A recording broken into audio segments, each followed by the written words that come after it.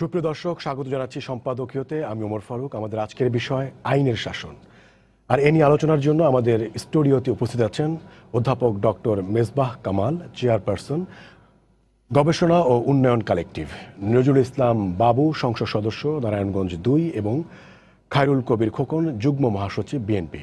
দর্শক, আপনারাও টেলিফোনে সরাসরি অংশ নিতে পারবেন। এজন্য টেলিভিশনের পর্দায় দেওয়া নম্বরে ফোন করতে হবে।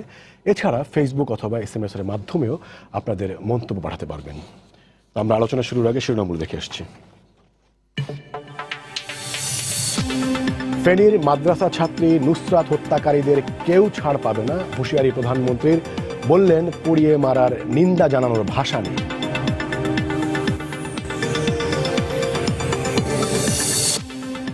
নুসরাতকে পুড়িয়ে হত্যার প্রতিবাদে বিক্ষোভ অব্যাহত। মাস্টারমাইন্ড অধ্যক্ষ সিরাজ বলছে, মানবাধিকার কমিশন। আগুন দেয়া সন্দেহভাজন মুখোশধারী নুরুদ্দিন গ্রেপ্তার। চট্টগ্রামে মিনিবাসে বিশ্ববিদ্যালয়ের ছাত্রীকে যৌন হয়রানির অভিযোগ। চলন্ত গাড়ি থেকে লাফ দিয়ে রক্ষা। অভিযুক্ত চালক ও সহকারীকে গ্রেপ্তারে মাঠে পুলিশ। 4 দিনের রাষ্ট্রীয় সফরে বাংলাদেশে ভুটানের প্রধানমন্ত্রী লোটে শেরিং। বাণিজ্য সুবিধার পাশাপাশি কয়েকটি চুক্তি সইয়ের সম্ভাবনা।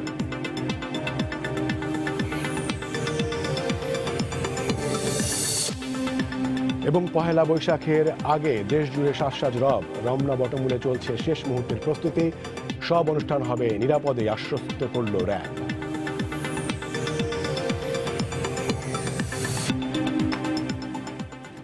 আপনাদের তিনজনকে স্বাগত জানাচ্ছি আমাদের আজকের এই আলোচনায়। ফেনী নুসরাত হত্যার ঘটনার রেশ এখনো কাটেনি।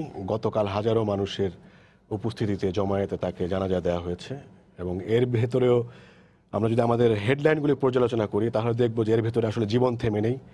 কালকে চৈত্র সংক্রান্তি, এর পরে পহেলা বৈশাখ, আবার এর ভেতরে রাষ্ট্রীয় সফর, সবই চলছে আর কি, চলবে। এবং এর মাঝেও আমরা চাইছি যে এই বিষয়টি এবং যেই মানবিক যে বিষয় সেটিকে নিয়ে আরও বেশি আলোচনা করে সমস্যাটা কোন জায়গায়, সেই জায়গাটিতে আমরা যেতে পারি কিনা। সে কারণেই আজকে আমরা শিরোনাম দিয়েছি আইনের শাসন। এবং সেই আইনের শাসন বলতে মূলত আমি যদি আজকে আমাদের প্যানেলের দিকে তাকাই তাহলে দুজন রাজনীতিবিদ আছেন, এবং স্যার তো আছেনই একজন বিশ্লেষক হিসেবে। তো এই আইনের শাসন প্রতিষ্ঠায় রাজনীতির ভূমিকা কেমন, রাজনীতি কতটা সহায়ক হয়, রাজনীতি কি আবার সেটার বাধা হয়ে দাঁড়ায় কিনা, সেই প্রসঙ্গ নিয়েই, অথবা আইনের শাসনকে শুধুই রাজনীতির একটি চটকদার স্লোগান, নাকি এটাকে নিয়ে রাজনীতিবিদরা আসলে আদৌ কিছু মিন করেন, সেই প্রসঙ্গগুলোতে আমরা আসলে জানতে চাইব, সেটার গভীরে আমরা জানতে চাইব। তা আমি প্রথমেই অধ্যাপক ডক্টর মেজবাহ কামাল আপনার কাছেই আসতে চাই যে সাম্প্রতিক সময়গুলোতে যে ঘটনা ঘটেছে এবং সবশেষ যেই ঘটনা, সেই ঘটনায় আমরা দেখতে পাচ্ছি যে অধ্যক্ষ সিরাজের বিরুদ্ধে অভিযোগ, তাকে আশ্রয় দেওয়ার বিষয়ে ক্ষমতাসীন দলের বেশ কয়েকজনের বিরুদ্ধে অভিযোগ, মানে তাদের আশ্রয় প্রশ্রয় হয়েছে। এর আগে উনি বড় হয়েছেন, বেড়ে উঠেছেন, বলা হচ্ছে যে সংবাদ মাধ্যমের খবরে সেটা হচ্ছে 4 দলীয় জোটের সময় বিএনপির আশ্রয় প্রশ্রয়ের। এই অধ্যক্ষ সিরাজ নিজে জামাত করেছেন এক সময়ে। সব মিলে রাজনীতির সাথে আমরা এর একটা যোগ দেখতে পাচ্ছি। তো আইনের শাসনের ক্ষেত্রে এবং সাম্প্রতিক এই যে ঘটনা, এটাকে ধরে আপনি কি মনে করেন যে বাংলাদেশে আইনের শাসন মানে কোন পর্যায়ে আছে এবং সেটার আসলে চ্যালেঞ্জগুলো কি? জি, আইনের শাসন একটা মৌলিক প্রশ্ন আপনি তুলেছেন। আইনের শাসন সুনিশ্চিত না করতে পারলে কি হয় তার নিদর্শন তো আমরা নুসরাতকে দিয়ে দেখলাম। এবং আপনি নিজেই যেভাবে বিষয়টাকে উত্থাপন করলেন তার মধ্যে দিয়ে কিন্তু সত্যের অনেকটা বেরিয়ে এসছে। যে এই যে অধ্যক্ষ সিরাজউদ্দৌলা, তিনি ব্যক্তিগতভাবে জামাতে ইসলামীর সাথে যুক্ত। তিনি আশ্রয় প্রশ্রয় পেয়েছেন একসময় ক্ষমতাসীন দল বিএনপির কাছ থেকে, এবং এখন তাকে রক্ষা করার কাজটা করছে ক্ষমতাসীন আওয়ামী লীগের স্থানীয় নেতৃবৃন্দ। তো এই যদি হয় অবস্থা যে একজন দুর্বৃত্ত বেড়ে উঠছে ধর্মের আবরণকে মাথায় নিয়ে, সে একটি মাদ্রাসার, যেখানে ধর্মশিক্ষা হওয়ার কথা, তার অধ্যক্ষ, এবং দেখা যাচ্ছে যে সে আমাদের বড় রাজনৈতিক যে বিরোধী দল তার সমর্থন পেয়েছে, সরকারি ছিল যখন তারা, এখনও তারা পাচ্ছেন নিশ্চয়ই। এবং আপনার ক্ষমতাসীন দলের পাচ্ছে। এবং শুধু তাই নয়, অত্যন্ত দুর্ভাগ্যের বিষয় যে আওয়ামী লীগের একজন নেতা তিনি তার পক্ষে আইনজীবী হিসেবে দাঁড়িয়েছেন, যেখানে তার কোনো আইনজীবী পাওয়ার কথা নয়, সেখানে আওয়ামী লীগের নেতা তিনি তার পক্ষে আইনজীবী হিসেবে দাঁড়িয়েছেন। এবং আরেকটা যে কথাটা আপনি বলেননি সেটা হচ্ছে পুলিশের ভূমিকা, যে স্থানীয় পুলিশের যে ভূমিকা সেইখানে, সেটা তো অত্যন্ত ন্যাক্কারজনক। এবং শুধু এইটা কেন, আপনার আমাদের তো এরকম ঘটনা একের পর এক ঘটছে। আমার মনে পড়ছে দিনাজপুরের ইয়াসমিনের কথা, আমার মনে পড়ছে চট্টগ্রামের সীমার কথা, আমার মনে পড়ছে কুমিল্লার তনুর কথা, এবং এরকম নামের তো কোনো শেষ নাই, আপনি তালিকা কোথাও যে থামাতে পারবেন না। এবং আজকে যে নুসরাত কি শেষ? এই যে আপনি আজকে একেবারে তাজা খবর বললেন যে চট্টগ্রাম বিশ্ববিদ্যালয়ের একজন ছাত্রী, তাকে বাস থেকে ঝাঁপিয়ে পড়তে হয়েছে, হ্যাঁ, তাকে তার সম্ভ্রম রক্ষার জন্য। তো এই যদি হয় অবস্থা, তাহলে এখানে আইনের শাসনটা কতটা যে আপনার ভঙ্গুর এবং কতটা যে আপনার আমি বলবো যে মানে মানে এই ক্ষেত্রে তো আমরা শিথিল দৃশ্যমান ঘটনাগুলো বা উপসর্গগুলো দেখতে পাচ্ছি। এর পেছনে আসলে সংকটটা কোন জায়গায়? সংকটটার কথা আমি আসছি। আপনার সংকটটা তো আপনার মৌলিক জায়গাটা যেটা হচ্ছে আমাদের পুরুষতান্ত্রিক সমাজ, হ্যাঁ। এবং সেই পুরুষতান্ত্রিক সমাজ কিন্তু ধরুন পশ্চিমা বিশ্ব পুরুষতান্ত্রিক সমাজ, কিন্তু পশ্চিমা বিশ্বে এরকম ঘটনা ঘটে না তা নয়, কিন্তু ঘটলেও সেটা সংখ্যা কম। বাংলাদেশে যেভাবে নারী নির্যাতন হচ্ছে, মানে এরকম নারী নির্যাতনের ঘটনা এই পাকিস্তান ছাড়া এবং ভারতেও আমরা কিন্তু দেখছি সাম্প্রতিককালে, সেই এরকম এই উপমহাদেশের বাইরে খুব একটা ঘটে বলে আমার জানা নেই এত ব্যাপকভাবে। সেই ক্ষেত্রে যে মূল বিষয়টা, মানে পুরুষতান্ত্রিক সমাজ হলেও ইউরোপে আমেরিকায় সেখানে কিন্তু বিচারের ব্যবস্থা আছে, আইনের শাসন আছে, আইনের শাসন আছে, এবং সেখানে অপরাধী হলে সে অপরাধী যেই হোক না কেন তাকে কিন্তু বিচারের মুখোমুখি হতে হয়।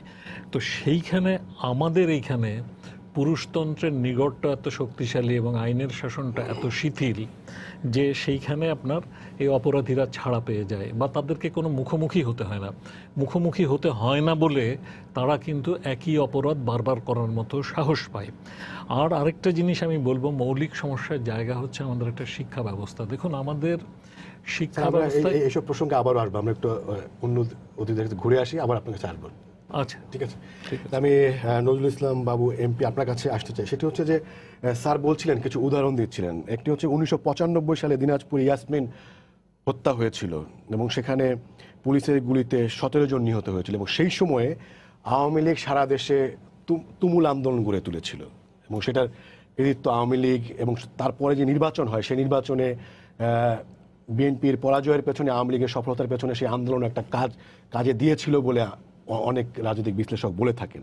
কিন্তু আপনাদের সময়েই সাগর রুনি হত্যার কোনো বিচার হয়নি, তনু হত্যা, অনেক অনেক হত্যাকাণ্ড এবং এরকম নারী এবং শিশুর হত্যার বলা যায় যেগুলোর বিচার আসলে হয়নি। তাহলে সেই ক্ষেত্রে কি বলবেন একজন রাজনীতিবিদ হিসেবে? মানে আইনের শাসন এইসব প্রতিষ্ঠা করে, এগুলি কি নিছকই একটি রাজনৈতিক স্লোগান রাজনীতিবিদের কাছে? দেখুন, আমি আপনাকে ধন্যবাদ দিয়ে শুরু করতে চাই যে বিষয়টি স্পর্শকাতর, সামাজিক একটা বিশাল বড় ধরনের অপরাধ। সামাজিক অপরাধ যখন দিন দিন বেড়ে যায় তখন দায়িত্ববোধ কিন্তু সমাজের প্রত্যেকটি মানুষের উপর বর্তায়। তখন আর রাজনীতি শব্দটাকে কাছে টেনে গোলা পানিতে মাছ শিকার করার মতো কোনো মানে হইতে পারে না। কারণ এই নুসরাতের যে বিষয়টি, এই বিষয়টি কিন্তু কোনো রাজনৈতিক ফ্যাক্টর হিসাবে আমি অন্তত পক্ষে বিবেচনা করি না। আমি বিবেচনা করি স্যার যে কথাটা বলেছেন, একটা মাদ্রাসা শিক্ষক, নৈতিক শিক্ষা যার রয়েছে, সেই মানুষটি এই ধরনের অপরাধ করেছেন, শুধু একবার নয়, অপরাধটা তিনি দীর্ঘদিন টিকিয়ে রেখেছেন এবং তারপরও তার মনের এই কুখ্যাত চিন্তা স্বাদ মিটানোর সর্বশেষ চেষ্টা করে তিনি ক্ষান্ত হয়েছেন। আর ক্ষান্ত হয়েছেন যখন, তখন কিন্তু আইনের শাসনের প্রশ্ন, তাকে তখন গ্রেপ্তার করা হয়েছে। আমি একটু যোগ করি, সেটা হচ্ছে যে নুসরাতের ভাই, যে আপনি বলবেন, আমি একটু যোগ করি, সেটা হচ্ছে নুসরাতের ভাই মামলা করার পরে সেখানে যে নুসরাতের বিরুদ্ধে এবং অধ্যক্ষের পক্ষে যে মিছিলটা হয়েছে সেটা আপনাদের আওয়ামী লীগের একজন নেতার আয়োজনে হয়েছে এবং পুলিশকে জানানো হয়েছে, স্থানীয় প্রশাসনকে জেলার একজন কর্মকর্তাকে জানানো হয়েছে, তার সবাই জানতেন, আমি কিন্তু কোনো পক্ষ নিয়ে কথা বলছি না। আমি বলছি যে এটাকে আমরা সামাজিক অবক্ষয় এবং নৈতিকতার যে কিছু বহিঃপ্রকাশ ঘটেছে সেই অপরাধীদেরকে চিহ্নিত করার কথা বলতে চাই। এখানে শুধু এই ইয়াসমিন হত্যার বিষয়টি, ধর্ষণের বিষয়টি আমাদের কিন্তু পরিষ্কার মনে আছে। আমরা সারা দেশ কাঁপিয়ে প্রতিবাদ জানিয়েছিলাম। ওইটা আন্দোলন না, এটা প্রতিবাদ। আর এই প্রতিবাদের কণ্ঠ যখন সারা বাংলাদেশে ঐক্যবদ্ধ হয়েছে তখন এটা স্লোগানের রূপান্তর হয়েছে আন্দোলনের। তো আজকে যে ঘটনাটি সেটা কিন্তু একই রকম পর্যায়ে। আপনি দেখুন যে প্রায় লক্ষ লোকের জানাজা হয়েছে, সেখানে শিক্ষক বলেন, ছাত্র বলেন, দেশের রাজনৈতিক নেতাদের বলেন, ব্যবসায়ীদের বলেন, এমন কোনো গোষ্ঠীর মানুষ নেই যে এই বিষয়টি নিয়ে এখন ভাবছেন না। সুতরাং এখানে কিন্তু রাজনীতি নয়, এখানে বিষয়টি হলো একটি অপরাধ, এই অপরাধীকে চিহ্নিত করে তার শাস্তির বিধান নিশ্চিত করা এবং সেই সম্পর্কে মাননীয় প্রধানমন্ত্রী সর্বাগ্রে সিদ্ধান্ত নিয়ে দিয়েছেন যে কোনোভাবে কোনো কারণেই এই অপরাধীদেরকে সুযোগ দেওয়ার কোনো সুযোগ নেই। তো সেখানে রাজনৈতিক নেতাকে কি বললেন, কে কি শেল্টার দিলেন, মানে এরকম সিরাজের মতো একজন লোক যিনি হচ্ছে আগে একটা মাদ্রাসায় তার বিরুদ্ধে অভিযোগ ছিল, তারপর আরেকটা মাদ্রাসায় আসলো এবং সেখানে হচ্ছে মানে স্থানীয় মাদ্রাসার কমিটিতে আওয়ামী লীগের লোক। আমি যেটা বলতে চাচ্ছি সেটা হচ্ছে স্যার যেটা বলেছেন, মানে স্থানীয় শুধু আওয়ামী লীগ নয়, মানে রাজনীতি কোনোভাবে এই দুর্বৃত্তদের আশ্রয়ের জায়গায় পরিণত হচ্ছে কিনা এবং সেই জায়গাটিতে রাজনীতিবিদরা তাদের দায় দায়িত্ব মানে একদমই উড়ে দিতে পারেন কিনা সেই প্রশ্ন আমি করি। বাবু, আমি আপনাকে খুব সুন্দরভাবে বিশ্লেষণ দিতে চাই যে আপনারা যারা এই মিডিয়ার ব্যক্তিত্ব, আপনাদের কাছে আমার অনুরোধ, সব বিষয়ে রাজনীতিকে জড়িয়ে বিষয়টিকে হালকা এবং প্রশ্নবিদ্ধ করার কোনো মানে নেই। এই বিষয়টিকে একটা সামাজিক বেধি অপরাধ চিহ্নিত করে আসুন সবাই মিলে একসাথে তার কবর রচনা করি। বাংলাদেশে পরবর্তীতে যেন এই ধরনের ঘটনা নিশ্চিহ্ন হয় সেই বিষয়ে আমরা কথা বলছি। এখানে রাজনীতির কোনো বিষয় নেই। যে বিষয়টি আপনি বলছেন যে দলীয় একজনের নেতৃত্বে মিছিল হয়েছে, আমি বলবো যে এই অপরাধীর পক্ষে দল করার সাহসটা কার থাকতে পারে? বাংলাদেশ আওয়ামী লীগ এটাকে কখনো গ্রহণ করতে পারে না। আপনারা ব্যবস্থা নিয়েছেন সেটা নিয়ে প্রশ্ন নেই, কিন্তু ব্যাপারটা হচ্ছে যে তৃণমূল বা বিভিন্ন পর্যায়ে কেউ যে এগুলিকে আশ্রয় প্রশ্ন দিচ্ছেন এবং সেটাই কি আইনের শাসন প্রতিষ্ঠায় বাধা কিনা কোনো ভাবে? যে একজন ওই ইউনিয়ন লেভেলের, উপজেলা লেভেলের একজন নেতা কাউকে শেল্টার দিয়ে কোনো শিক্ষককে মানে প্রলোভন দিয়ে বা অর্থ নিয়ে কোনো কিছুর বিনিময়ে শেল্টার দেওয়ার মতো অবস্থা বাংলাদেশের এখন কিন্তু নেই। এখন প্রাতিষ্ঠানিকভাবে আমি বলতে চাই যে পুলিশ প্রশাসন রয়েছে, আইন শৃঙ্খলা রক্ষার দায়িত্ব নিয়ে যে প্রশাসন রয়েছে, সেখানেই আমাদেরকে এই বিষয় নিয়ে কথা বলতে হবে। ওনারা কি করছেন, যখন জিডি করেছেন তখন কতটুকু দায়িত্ব তারা পালন করেছেন, এই বিষয়গুলি নিয়ে বিশ্লেষণ করলেই আমার মনে হয় যথার্থ হবে এবং খুনিরা এবং অপরাধীরা কখনো পালিয়ে যেতে পারবে না। আর যদি আমরা সব বিষয়ে রাজনীতিতে এই দলবাজিতে নিমগ্ন হয়ে যাই তাহলে এই বিষয়গুলি কখনোই কিন্তু সমাধান দেওয়া সম্ভব হবে না। সেই জন্য আমি বলছি যে এখানে কোনো রাজনীতি নয়, এখানে সবার একটা ঐক্য হলো এই যে এই ধরনের সামাজিক বেধি অপরাধী সাথে যারা জড়িত এই অপরাধীদেরকে চিহ্নিত করে সম্পৃক্ত করে সর্বক্ষেত্র থেকে একটা ঐক্য গড়ে তুলে নিশ্চিহ্ন করতে হবে। তাইলে এই অপরাধীদেরকে আমি আশা করি যে নিশ্চিহ্ন করা যাবে। আর এই ধরনের অপরাধ স্যার যেটা বলেছেন আমাদের এই উপমহাদেশে সচরাচর হচ্ছে কিন্তু এই শাস্তি হচ্ছে না, বিষয়টা কিন্তু এরকম না, শাস্তি হচ্ছে। অমানুষ যদি এই অঘটন ঘটায় তাহলে মানুষে আমরা থেমে থাকবো না, কিন্তু অপরাধী যেই হয় তাকে আমরা কিন্তু সবাই সমস্যারে ঘৃণা করি এবং করা উচিত। এখানে রাজনীতির বিষয়টা আমি খুব হালকা করেই বলবো, যারা এটার সাথে সম্পৃক্ত হয় তারা রাজনীতির কোনো সদস্য নয়, তারা রাজনীতির সংজ্ঞা জানেন না, তারা রাজনীতি করার ইচ্ছাও কোনোদিন প্রকাশ করেন না, তারা রাজনীতির গোলাপানিতে মাছ শিকারের শুধুমাত্র ব্যবস্থাপক আমি মনে করি তারা। সুতরাং এই ধরনের লোককে আপনি বা আমরা কেউ যেন কোনো রাজনৈতিক দলের সদস্য মনে না করি। আমরা যদি মনে নাও করি তারপরেও কেউ না কেউ তো রাজনীতির সদস্য হয়ে আছেন।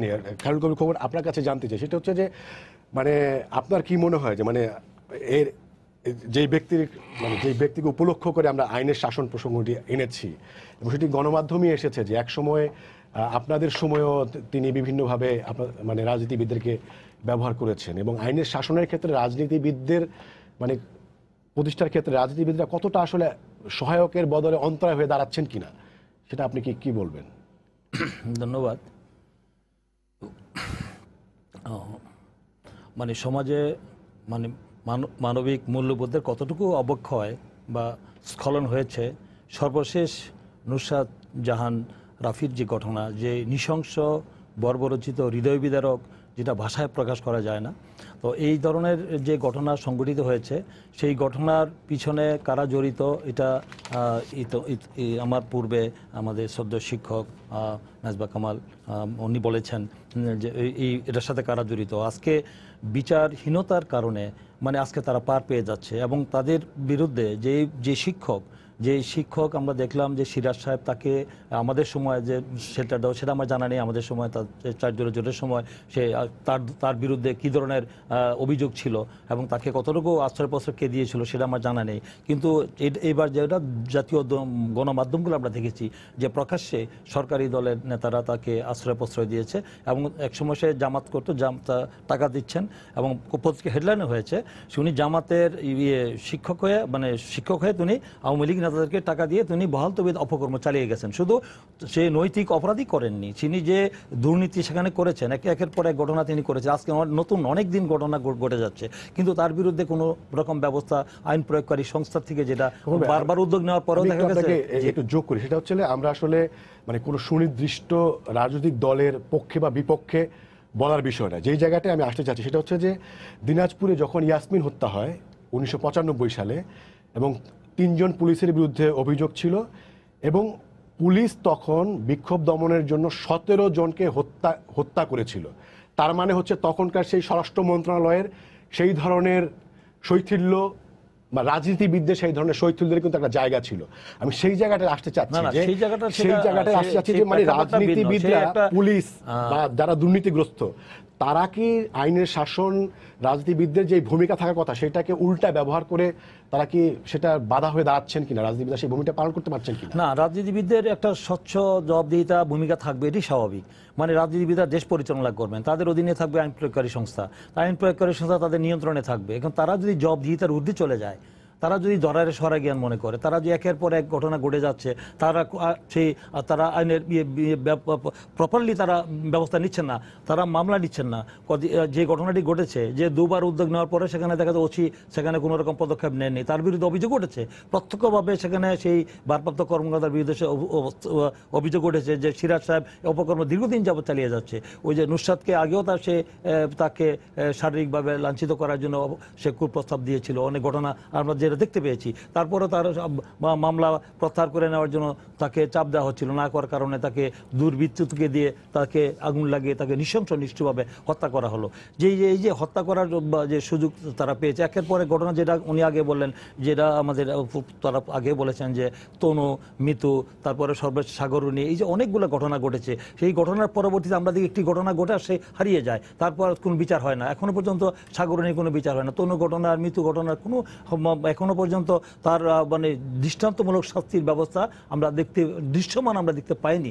না কারণে আজকে এই ধরনের লোমহর্ষক মানে ঘটনা ঘটার তারা সাহস পাচ্ছে, ঘটনা সমাজে হচ্ছে। এই সমাজে এটার জন্য দায়ভার আমি মনে এটা শুধু সমাজে যে বিচ্ছিন্নভাবে যে ঘটনা ঘটছে আমি মনে করব না। এটার জন্য আমার মনে হয় যে সামগ্রিক যে পরিস্থিতি, দেশের যে বর্তমান পরিস্থিতি, যে রাজনীতিবিদদের হাতে মনে হয় রাজনীতি আর নেই। এখন মনে হয় দেশ পরিচালনা করছে কারা?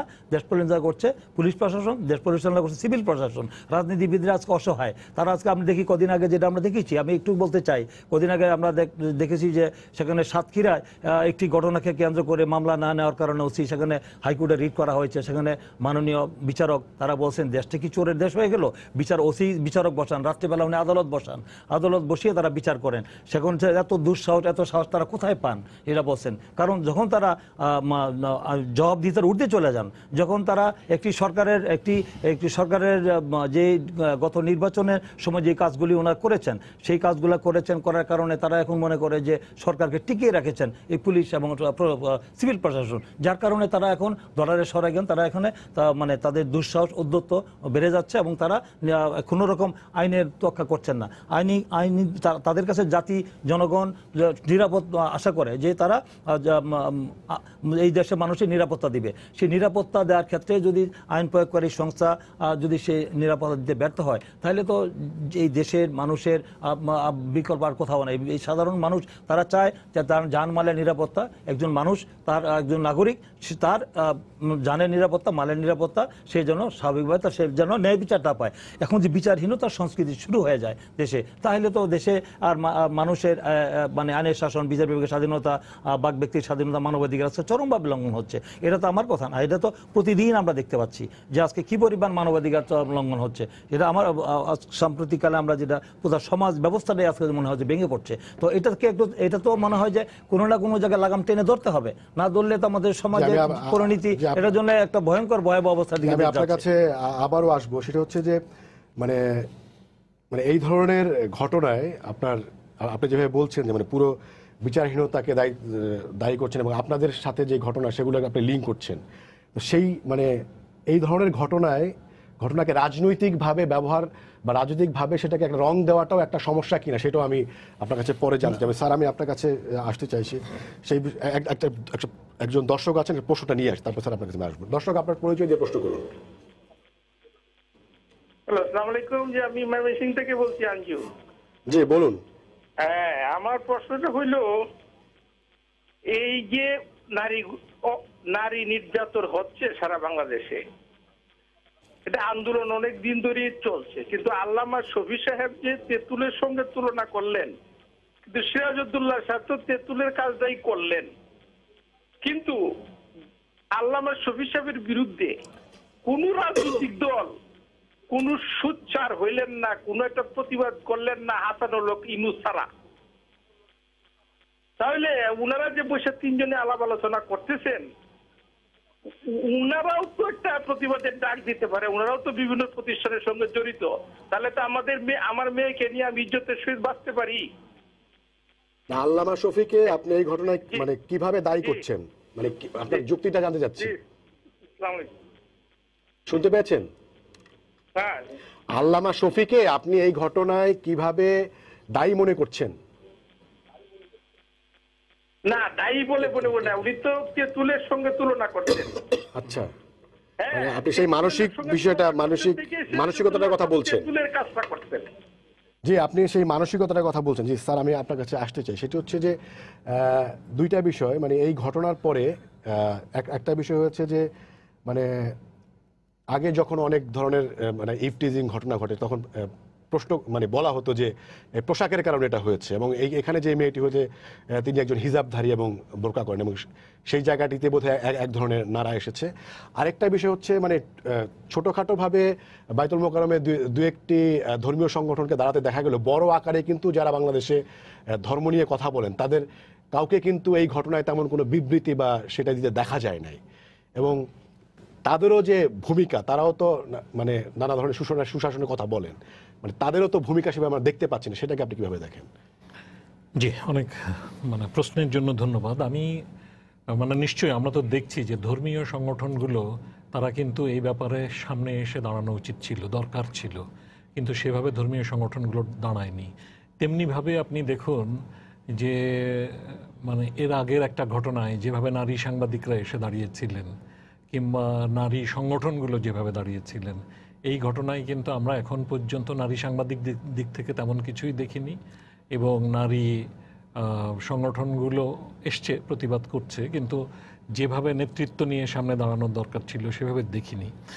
তো বরং সাধারণ মানুষের দিক থেকে কিন্তু স্পন্টেনিয়াস প্রতিবাদটা অনেক বেশি দৃশ্যমান।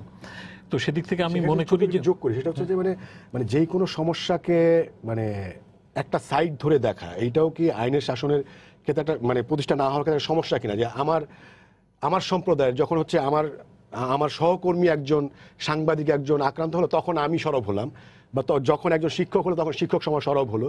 তো সামগ্রিকভাবে আমরা যে সমস্যাগুলোকে দেখছি না, সেটাও একটা সমস্যা কিনা আইনের শাসন না মানে সেটাও একটা নিশ্চয়ই সমস্যা। আপনি যদি ধরুন মানে একজন নারী সাংবাদিককে যা বলে সম্বোধন করা হয়েছে সেটা খুবই অন্যায় ছিল, কিন্তু তার বিরুদ্ধে যে প্রতিক্রিয়া করেছেন সেটাও আমি যৌক্তিক মনে করি। কিন্তু আপনি তার চেয়ে অনেক বেশি, যেখানে জীবন মৃত্যুর প্রশ্ন, হ্যাঁ, সেইখানে সেরকম ঘটনায় যদি আপনি এসে না দাঁড়ান তাহলে তো আপনাকে এক পেশে লোকে বলবেই।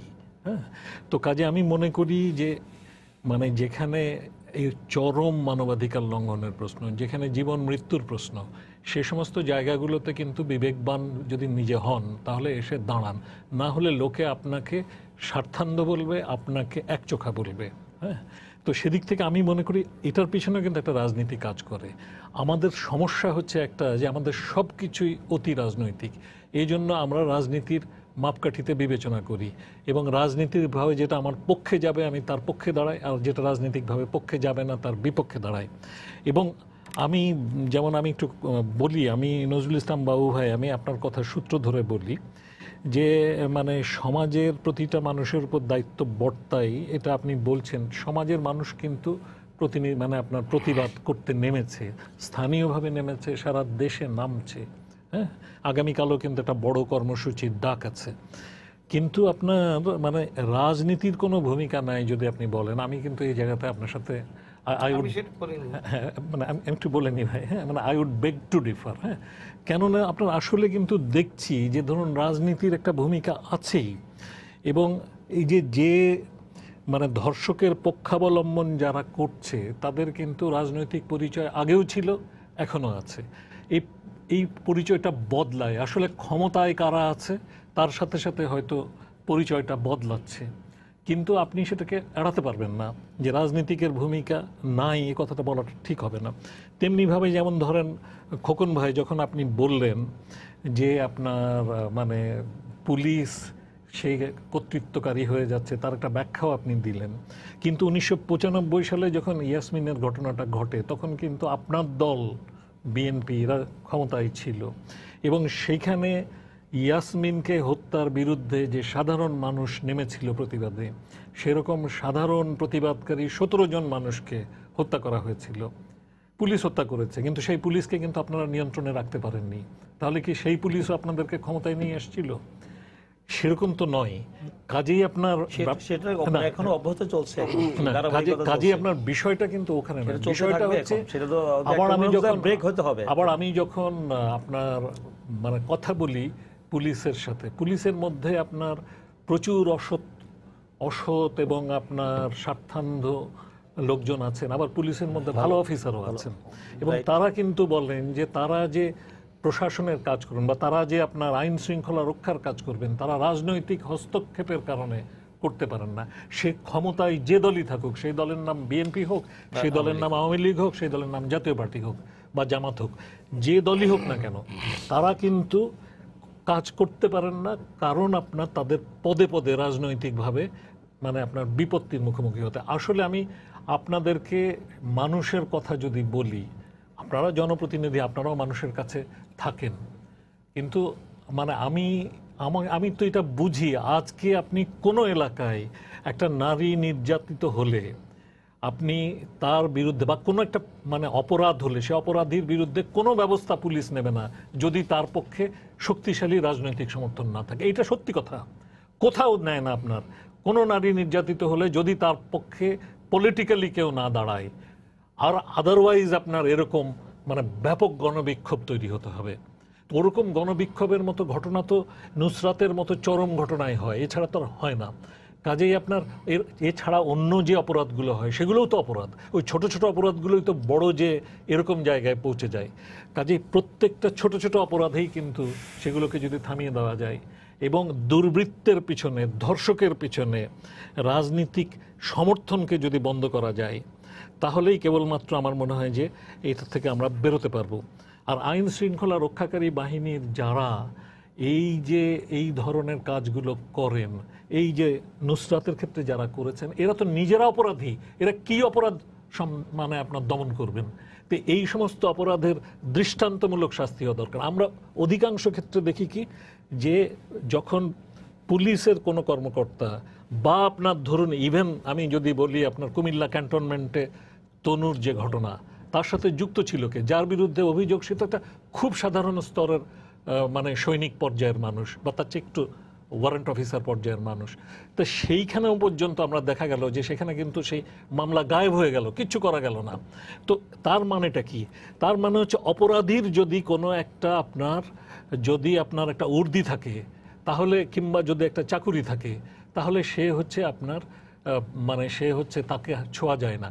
তো এইটা বা কবে অন্য বন্ধ কোনো হবে? পরিচয় থাকে, অন্য কোনো পরিচয়, রাজনৈতিক পরিচয় থাকে, পেশি বা হ্যাঁ, সামাজিক কোনো ক্ষমতার যদি পরিচয় থাকে, তাহলে তার আর ছোঁয়া যাচ্ছে না।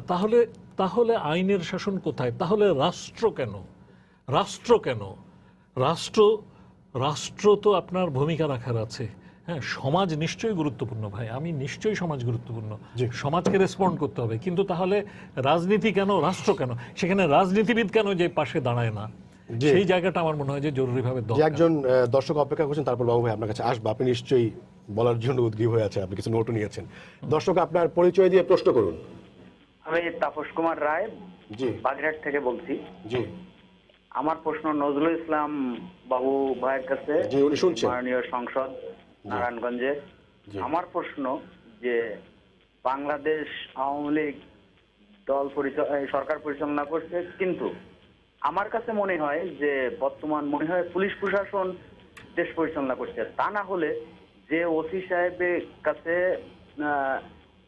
নুসরাত জাহান মামলার জন্য গেলেন, যে ধরনের মন্তব্য পত্রপত্রিকায় আসছে, তারপরেও কেন ওসির বিরুদ্ধে ব্যবস্থা নেওয়া হয়নি? এবং যে মাদ্রাসা শিক্ষক একজন এত বড় একটা ঘটনার জন্য দায়ী, তাকে হ্যান্ডকাপ না পরাইয়ে থানায় মানে জেলখানার থেকে নিয়ে যাওয়া হলো, কারণ কি?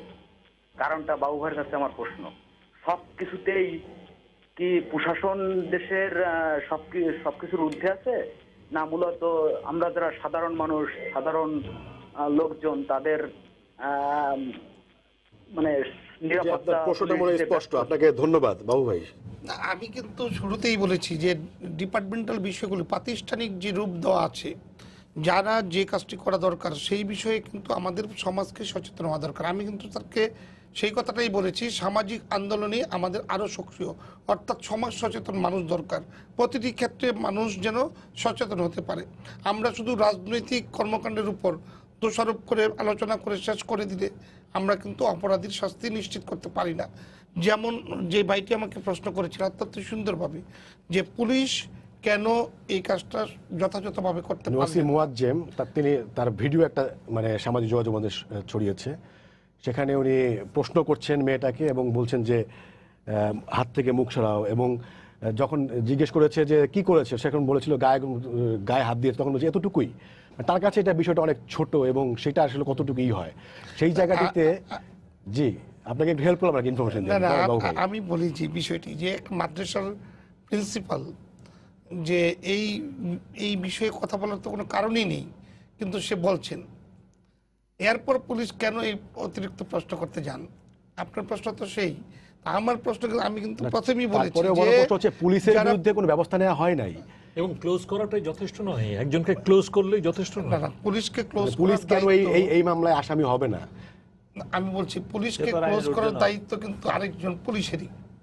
আমি কিন্তু সেই কথাটাই না, সেই জায়গাটাতেই সর্বপ্রথম বলেছি বাবু ভাই, যে সেই জায়গাটাতেই আসছে, মানে close করাটাই পুলিশ যথেষ্ট যে নয় ধরাছোঁয়ার বাবু ভাই। বাইরে থেকে যাচ্ছে, সেটার কারণ কি এমন যে আমরা রাজনীতিবিদরা, সেটা আপনারা হোক বা আগে যারা ছিল, তারা পুলিশের উপর এতটাই নির্ভরশীল যে আপনাদেরকে একটু সাইডে রাখতেই হয়। আমি কোন দলের কথা বলছি না, রাজনৈতিক দলের কথা বলছি না। আমি বলছি যে কোনো অপরাধকে আমরা তুচ্ছ তাচ্ছিল্য না করার জন্য যে সামাজিক দায়িত্ববোধ রয়েছে আমাদের, সেই দায়িত্বটা আমাদের পালন করা উচিত। আমরা সেটা করছি, কিন্তু কার কাছে যেতে হচ্ছে? পুলিশের কাছে যেতে হচ্ছে। পুলিশ যখন যথাযথ দায়িত্ব পালন করছে না, তখন আমার প্রশ্ন কেন করছেন না, সেইটার বিষয়েই আপনার রাজনৈতিক প্রশ্ন চলে আসে যে রাজনৈতিক নেতারা কি এই অপরাধের দায় দায়িত্ব নিচ্ছেন? নিশ্চয়ই না। তাহলে কেন শব্দটির অর্থ যদি আমি বলতে চাই সেইভাবে, যে আমাদের এই ধরনের প্রতিষ্ঠানগুলোকে আমরা আলোচনা সাপেক্ষে বিভিন্ন সময় দেখেছি যে রাজনৈতিক দলগুলি যদি বলি বিবাদ শুরু হয়ে যায়। যখন নির্বাচন আসে, নির্বাচন কমিশন সম্পর্কে আমাদের ভুল ব্যাখ্যা আসে, একজনের পক্ষে আরেকজন বিপক্ষে। যখন পুলিশ প্রশাসন ধরে যদি নিয়ে যায় পুলিশ, তাহলে রাজনৈতিক দলের সদস্য কি সদস্য না সেই বিষয়ে আমরা আলোচনা করি। কিন্তু এটা আমি কিন্তু শুরুতে এইটাই বলেছি যে নুসরাতকে যারা প্রলোভন দেখিয়েছে, যারা কুপ্রস্তাব দিয়েছে, তারা কোনো রাজনৈতিক দলের সদস্য হিসাবে আমি বিবেচনা করব না। আমার বক্তব্য কিন্তু স্পষ্ট, সে অপরাধ করেছে, সে অপরাধের বিচার চাই, সেটা হলো আমার বক্তব্য। কিন্তু আমি আপনি কেন খুঁজে বের করছি যে তারা যে বিভিন্ন পর্যায়ে পর্যায়ে বেঁচে যাচ্ছিল, সেই কারণে রাজনীতির প্রশ্নটা আসছে আর কি। না, রাজনীতি এটা রাজনীতির বিষয় না। বিষয়টা হলো যে আমাদের মন মানসিকতাটাই কেন জানি অপরাধীকে ডাকার জন্য রাজনৈতিক দলকে দোষারোপ করার জন্য ব্যস্ত হয়ে যাই। অপরাধকে আমরা অপরাধী চিহ্নিত করতে না গিয়ে অপরাধীরা রাজনৈতিক আশ্রয়ে বেঁচে যাচ্ছে কিনা, রাজনৈতিক আশ্রয়ে বেঁচে থাকতে পারবে না তখনই যখন সমাজের প্রত্যেকটা মানুষ সচেতন থাকে। আমি কিন্তু সেই প্রশ্নটি আপনাকে প্রথম বলেছি, উত্তরটা কিন্তু আমার শুরুতেই আমি এইভাবে দিয়েছি যে আমাদের সমাজ ব্যবস্থায় প্রত্যেকটা রাজনৈতিক দলেরই কিন্তু রাজনৈতিক কর্মী থাকা দরকার, জনগণ থাকা দরকার, মানুষ থাকা দরকার। ওনারা বসবাস করেন কিন্তু সমাজে, ওরা কিন্তু সামাজিক জীব, এরা কিন্তু মানুষ। সুতরাং কেউ কিন্তু অপরাধীকে এই প্রশ্রয় আশ্রয় দিবেন না যতক্ষণ না পর্যন্ত আমরা এই জায়গাটাকে শিক্ষায় নিতে না পারবো, ততক্ষণ পর্যন্ত এই ধরনের অপরাধ ঘটলে আমরা আলোচনা করতে পারবো, কিন্তু এটা শেষ দেখতে পারবো না। সেই জন্যই আমি শুরুতেই বলেছি রাজনৈতিক দলের ছত্রছায়ায় নয়, অপরাধীকে চিহ্নিত করে অপরাধের বিচার ব্যবস্থায় আমাদের সকলকে সক্রিয় হতে হবে। যেটা বলেছেন প্রশ্নকর্তা, দর্শক প্রশ্ন তুলেছেন যে পুলিশ কি জবাবদিহিতার বাইরে থেকে যাচ্ছে কিনা। না, পুলিশ যদি জবাবদিহিতার বাইরে থাকে তাইলে আমার প্রশ্ন হলো পুলিশকে তো এই পূর্ণ করেছেন, ক্লোজ করেছেন, কে ক্লোজ করেছেন? আরেকটা পুলিশ। কিন্তু এর শাস্তি যদি আরো বেশি পাওনা থাকে তাহলে তার কি শাস্তিটা দেওয়া উচিত ছিল আরেকটা পুলিশই বিবেচনা করবে। বলছেন যে পুলিশই এখানে অপরাধী, তাহলে পুলিশ কিভাবে এখানে মানে সঠিক জাজমেন্টটা করতে পারবে? স্যার যেটা বলছেন যে পুলিশ যদি অপরাধী হয়। বলতে চাই যে আমাদের যে সামাজিক এবং রাজনৈতিক বিবেচনাবোধ, তার মাঝখান থেকে আমার ক্ষুদ্র বিবেচনায় আমি মনে করি প্রাতিষ্ঠানিকভাবে প্রত্যেকটি বিষয়কে আরো শক্তিশালী করে আমাদেরকে এই বাংলাদেশ পরিচালনায় সবাইকে, প্রত্যেকটা নাগরিককে এবং সরকারকে সহযোগিতা করতে হবে। তাহলেই এই ধরনের অপরাধীদেরকে দৃষ্টান্তমূলক শাস্তি দেওয়া সম্ভব হবে। জি, আমি খেয়াল করে খোকন ভাই আপনার কাছে আসতে চাই। সেটি হচ্ছে মেজবা কামাল স্যার বলছিলেন যে এই ঘটনায় মানে সাধারণ মানুষের ভিতরে সামাজিক যোগাযোগ মাধ্যম সব বিভিন্ন স্তরে এবং তাদের কোনো ব্যানার নেই, কিন্তু একটা ফেস্টুন নিয়ে ব্যানার নিয়ে তারা রাস্তায় নেমে এসেছেন। কিন্তু আপনার দল, বাংলাদেশে এত বড় একটি রাজনৈতিক দল, তার কিন্তু তেমন কোনো ভূমিকা, শুধু একটা বিবৃতি অথবা কোনো একটা সভায় দু একটা বাক্য বলা ছাড়া, সরকারকে দোষারোপ করা ছাড়া সেভাবে কিন্তু আপনাদের কোনো ভূমিকা আমরা রাজপথে দেখলাম না। না, আমাদের জঙ্গ সংগঠন দলের তারাও সেখানে কিন্তু মানববন্ধন, সেমিনাররা করেছে, প্রতিবাদ করেছে, ঘটনার প্রতিবাদ জানিয়েছে এবং দৃষ্টান্তমূলক শাস্তি দাবি করেছে। এটা কি মানে এই ঘটনাকে কেন্দ্র করে আপনারা কোনো কর্মসূচি দিয়েছেন? এই কর্মসূচি আমাদের অব্যাহত চলছে এবং আগামী দিনে আরো কর্মসূচি আসবে, সেটা চলছে অলরেডি আমাদের মধ্যে। এটা ইতিমধ্যে আমাদের দলের মহাসচিব এবং আমাদের দলের স্পোকসম্যান, দলের যে সিনিয়র যুগ্ম মহাসচিব রিজভী আহমেদ, উনিও স্টেটমেন্ট দিয়েছেন এবং আমাদের বিভিন্ন অঙ্গ সংগঠন থেকে সেখানে প্রতিবাদ সমাবেশ হচ্ছে, লোকালি হচ্ছে এই ঘটনার নিন্দা জানিয়ে। তো আমি যে জিনিসটা বলতে চাচ্ছি যে একজন প্রশ্নকর্তা যে প্রশ্নটি করলেন আর কি, যে পুলিশ কি আইনের ঊর্ধ্বে কিনা, মানে তারা যে এই ঘটনা, যে তাদের যে নেগলেন্সি, তারা যে প্রপারলি তারা ব্যবস্থা না নিয়ে তারা যে নীরবতা ভূমিকা পালন করছেন বা পক্ষপাত আচরণ করেছেন, কারণটা কি? আমি সেই বিষয়টা আমি বলতে চাই যে আমি পুলিশকে এবং আইন প্রয়োগকারী সংস্থাকে আমি পুরোপুরি দায়ী করব না, আমি যে কারণ তা যখন আইন প্রয়োগকারী সংস্থা যারা আছেন, দায়িত্বে যারা আছেন, তারা হলো সরকারের কর্মকর্তা কর্মচারী, মানে গণপ্রজাতন্ত্রী বাংলাদেশ সরকারের কর্মচারী কর্মকর্তা। তারা কোনো দলীয় সংগঠনের তারা কর্মী বা কর্মী নন, বা তারা কোনো দলের সমর্থক হতে পারেন না। তারা নিরপেক্ষভাবে তারা নাগরিকের জানমালের নিরাপত্তা এবং নাগরিকের স্বার্থে তারা কাজ করবেন নিরপেক্ষভাবে। কিন্তু তারা কি নিরপেক্ষভাবে দায়িত্ব পালন করতে পারছেন? কারণ তাদেরকে যখন রাজনীতিকভাবে তাদেরকে ব্যবহার করা হবে, তাদেরকে দিয়ে যখন আপনি অনৈতিক কাজ করা হবে, তাদের নিয়ে হামলা মামলা নির্যাতন তারপরে করা হবে, তাদের নামে গাইবি মামলা হবে, তাদের দিয়ে গুম করা হবে, খুন করা হবে, একের পর এক ক্রসফায়ার দেওয়া হবে, তাদেরকে প্রতিপক্ষ রাজনৈতিক দলকে ঘায়েল করার জন্য তাদেরকে ব্যবহার করা হবে। যখন তারা ব্যবহার হবে সরকারের দলের বা রাজনৈতিক দলের নির্দেশে, তখন তারা কিন্তু তার বেপরোয়া হয়ে যাবে, তখন তারা কিন্তু জবাবদিহিতার ঊর্ধ্বে চলে যাবে, তখন তারা ওই ধরনের কর্মকাণ্ড থেকে তারা মনে করে যে আমাকে দিয়ে ওই ধরনের কাজ করানো হচ্ছে, তার দিকে কাজ করার কথা নয়। কারণ আমরা যেটা গত নির্বাচনে, উপজেলা নির্বাচনে দেখেছি, একাদশ জাতীয় সংসদ নির্বাচনে দেখেছি, আগের রাত্রে ভোট হয়েছে, ভোট ডাকাতি হয়েছে, সেখানে তাদের ভূমিকা দেখেছি প্রত্যক্ষভাবে কি করেছে। পরবর্তীতে আমরা পুলিশকে কি ব্যবহার কি মানে এই সময় হচ্ছে না আপনাদের সময় হয়েছে? না, আমাদের সময় যে হয়নি তা বলবো না, কিন্তু সেটা কত পার্সেন্ট ছিল, সেখানে বর্তমান কত পার্সেন্ট, সেটা তো এখন মহামারী আকার ধারণ করেছে। এখন তো সেটা মানে সেটা আমি এই জন্য রাজনীতি আজকে যখন আজকে জবাবদিহিতার উঠতে চলে যায়, যখন প্রতিপক্ষকে নিশ্চিহ্ন করার রাজনীতি চলতে থাকে, তখন তো দেখা যায় যে কর্তৃত্ববাদী শাসন, আমাদের স্বৈরশাসকের ভূমিকা, এক জায়গায় দীর্ঘদিন যদি সরকার থাকে তাহলে সেই দল মানে স্বৈরশাসকের ভূমিকা পালন দিকে দাবিতে হয়, এটা হলো বাস্তব। তো সেখানে আমি যেটা দেখতে পাচ্ছি যে এখন সমাজকে যদি রক্ষা করতে হয়, তাহলে আমার মনে হয় যে সামাজিকভাবে আজকে যে সংগঠনগুলি আজকে এগিয়ে আসছে, তারা যারা কোনো দল বিলং করে না, তারাও আজকে তারা বুঝতে পারছে যে সমাজে যে একটা বেদি, মহামারীর মতো যে বেদি আজকে ছড়িয়ে পড়েছে, যে আজকে আইন শৃঙ্খলা রক্ষা এবং নারী নির্যাতন। আমি শুধু একটু বলতে চাই, গত 3 মাসে 2500 নারী নির্যাতিত হয়েছে, 2500 নারী আজকে নির্যাতিত হয়েছে, বিভিন্নভাবে হয়েছে, মামলা হয়েছে 2500 উপরে। এই প্রতিদিন আমরা পত্রিকা পাতা খুললে আমরা হেডলাইন দেখতে পাই, আমরা ব্যানার হেডলাইন দেখতে পাই। তো এই যে অবস্থা, এই অবস্থা থেকে পরিত্রাণ আমরা চাই। আমরা রাজনীতি চাই যে স্বচ্ছ রাজনীতি, আমরা জবাবদিহিতার রাজনীতি। সেই রাজনীতিতে শুধু আমাদের যে বিরোধী দলের একটা সরকারি দলের সাথে একটা শক্তিশালী বিরোধী দল থাকবে, সেই দল তার কট্টর গঠনমূলক সমালোচনা করবে, শুধু বিরোধীদের জন্য বিরোধিতা নয়, মানে দেশের গণতন্ত্রের প্রাতিষ্ঠানিক রূপ দেওয়ার স্বার্থে দেশকে একটি আজকে পৃথিবীতে আমরা বলি যে এই দেশ আমাদের একটা দেশ অনেক আগিয়েছে, পৃথিবী অনেক ইন্টারনেট, কম্পিউটার, ইমেলের যুগ, কিন্তু আমরা যাচ্ছি মানে ডিজিটাল যুগের কথা বলি, কিন্তু আমরা মানে অ্যানালগের যুগের দিকে ফিরে যাচ্ছি।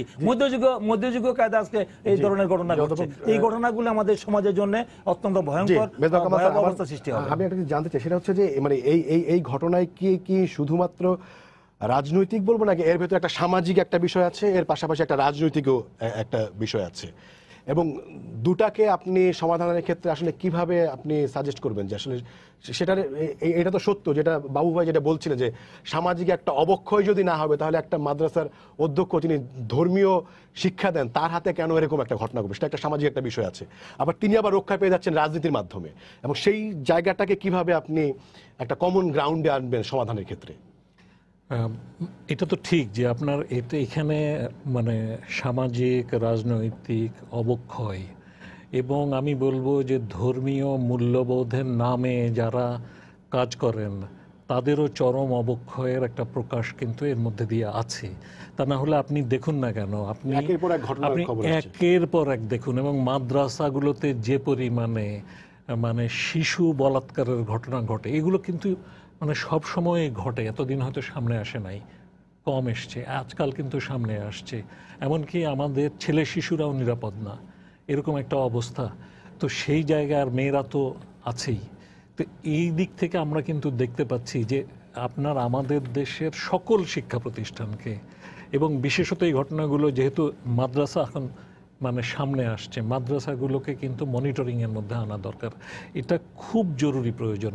আমাদের দেশের সকল শিক্ষা প্রতিষ্ঠান, সেটা স্কুল, কলেজ, বিশ্ববিদ্যালয় হোক কিংবা আপনার মানে মাদ্রাসা হোক, ধর্মশিক্ষা প্রতিষ্ঠান হোক, সব কিছুকে মনিটরিংয়ের মধ্যে আনা দরকার। সেই ক্ষেত্রে আমি একটু যোগ করি, সেটা হচ্ছে যে মানে এই যে মানে শিক্ষা প্রতিষ্ঠানের পরিচালনা পর্ষদে যে রাজনৈতিক ব্যক্তিদের সংশ্লিষ্টতা, সেইটা কতটা আসলে শিক্ষার জন্য সহায়ক, বা মানে সেটার মানে পজিটিভ এবং নেগেটিভ দিক কি আছে, মানে এইসব ক্ষেত্রে আমি তো আপনার খুব জরুরি মনে করি না। মানে শিক্ষা প্রতিষ্ঠান পরিচালনার জন্য শিক্ষাঙ্গনের সাথে যুক্ত শিক্ষানুরাগী ব্যক্তি যারা আছেন সমাজে, তারা আপনার রাজনীতির সাথে সরাসরি যুক্ত নাও হতে পারেন, এরকমই বেশিরভাগ মানুষ।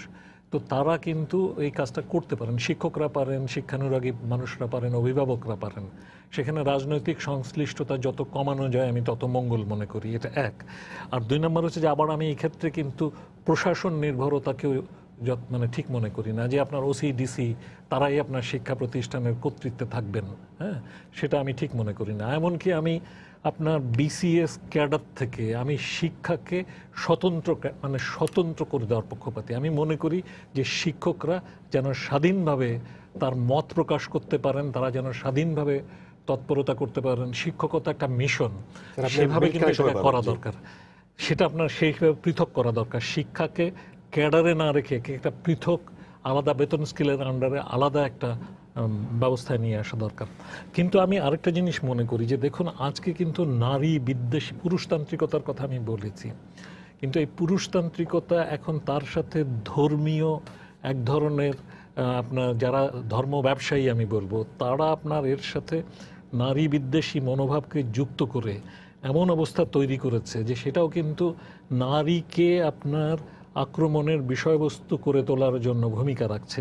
এই যে আমাদের একজন দর্শক আঞ্জুম আল্লামা শফির কথা বললেন, আমি কিন্তু প্রশ্নটাকে খুবই সঠিক মনে করি এই কারণে যে আল্লামা শফির যে তেঁতুল তত্ত্ব, এবং যাতে করে তিনি বলছেন যে নারীদের দেখলে আপনার মুখে লোল আসে, হ্যাঁ, লালা আসে।